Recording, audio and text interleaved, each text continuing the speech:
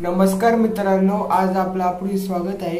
आज आपण homemade mango ice cream बनवणार आहोत। ह्याच्यामध्ये कुठल्याही क्रीमचा वापर केलेला नाही। हे घरच्या पदार्थांमध्ये ही मँगो आईस्क्रीम तयार झालेली आहे आणि खूप सोपी आहे आणि आपला वेळ पण यामुळे वाचतो। आज आईस्क्रीम बनवण्याचे विशेष कारण म्हणजे आज आपले 500 सबस्क्राइबर पूर्ण झालेले आहेत। हे फक्त तुमच्या सपोर्टमुळे झालेले आहे। असे सपोर्ट करत राहा अपूर्व रेसिपी चॅनलला आणि आम्हाला सबस्क्राइब करत राहा। चला तर आपण रेसिपीला सुरुवात करूया। आपण बघणार आहे होममेड मँगो आईस्क्रीम। त्यासाठी मी हा एक आंबा घेतलेला आहे। आता आपल्याला ह्याचं पूर्ण सालपट काढून घ्यायचंय। हे बघा, आता ह्याचं मी सालपट काढून घेतलेलं आहे। आता ह्याचे आपल्याला स्लाइस करायचे, छोटे छोटे तुकडे करायचे। हे बघा, आता हे आंब्याचे मी स्लाइस घेतलेले आहेत, बारीक कट केलेले आहेत। आता हे आपल्याला मिक्सर मधून फिरून घ्यायचे आहेत। असे तुकडे वगैरे राहिले नाही पाहिजेत, एकदम अशी बारीक त्याची पेस्ट झाली पाहिजे पूर्ण। हे बघा, आता हे मी 2 कप दूध घेतलेले आहे। हे बघा, हे 2 कप दूध, पण ह्या मी पूर्ण अर्धा लिटरच घेतलेलं आहे। हे दूध त्यातलं मी 2 कप हे दूध तापवून घेतलेलं आहे आणि ह्याच्यात थोडंसं दूध मी वाट्यांमध्ये 2 ह्याच्यात काढलेलं आहे। थोडं थोडं दूध 1-1 कप, कारण आपल्याला ह्याच्यामध्ये आपल्याला हे कॉर्नफ्लावर आहे।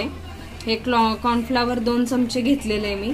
हे आपल्याला एका वाटीत मिक्स करायचे, थंड दुधात करायचे। त्यासाठी वेगळं दूध मी 2 कप तापवून घेतले आणि हे वेगळं काढलेलं आहे थंड दूध, त्यातलंच आहे पण अर्धा लिटर मधलंच। आणि दुसऱ्या वाटीमध्ये हे कस्टर्ड पावडर आहे। ही कस्टर्ड पावडर पण आपल्याला थंड दुधातच पूर्ण तिच्या गुठळ्या होऊन नाही द्यायच्यात, व्यवस्थित असं पूर्ण दुधामध्ये मिक्स करायचे कॉर्नफ्लावर आणि कस्टर्ड पावडर।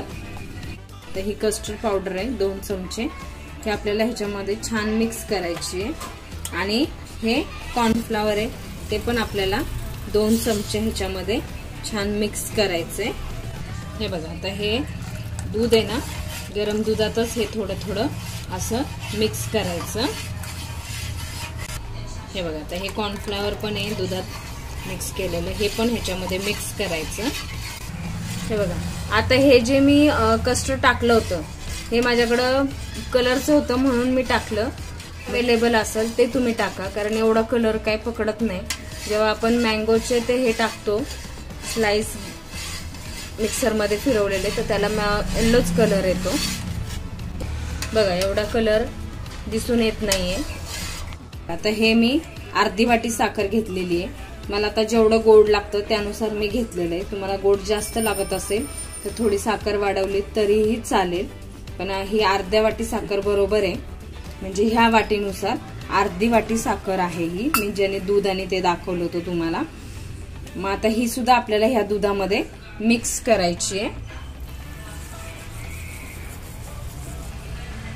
हे बघा, आता हे मी मिक्सर मधून पूर्ण फिरवून घेतलेलं आहे, ग्राइंड केलेलं आहे, त्यामुळे अजिबात त्याचे तुकडे वगैरे असे राहिलेले नाहीयेत। हे बघा, आता हे रूम टेम्परेचरला हे पूर्ण असं थंड करून घेतलंय। बघा किती घट्ट झालंय बघ। आता हा जो पल्प आहे आपण केलेला मँगोचा, हा आपल्याला ह्याच्यामध्ये मिक्स करायचा आहे। हे बघा, आता हा पल्प आहे, हा पण आपल्याला ह्याच्यामध्ये मिक्स करायचा आहे। हे बघा, आता हे मी हार्ट शेपचं भांडं आहे माझ्याकडं, त्याच्यामध्ये मी ही आईस्क्रीम काढलेली आहे।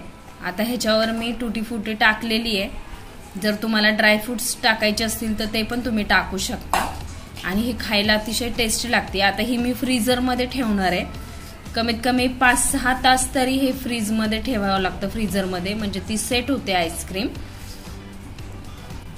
आता ही सेट झाल्यानंतर मी तुम्हाला दाखवते कशी दिसते ती। हे बघा, आता ही मी 5-6 तास फ्रीजरमध्ये ठेवली होती। बघा, आता ही आईस्क्रीम आपली झालेली आहे। मी तुम्हाला बाउलमध्ये काढून दाखवते। हे बघा, आता हे मी बाउलमध्ये तुम्हाला काढून दाखवले।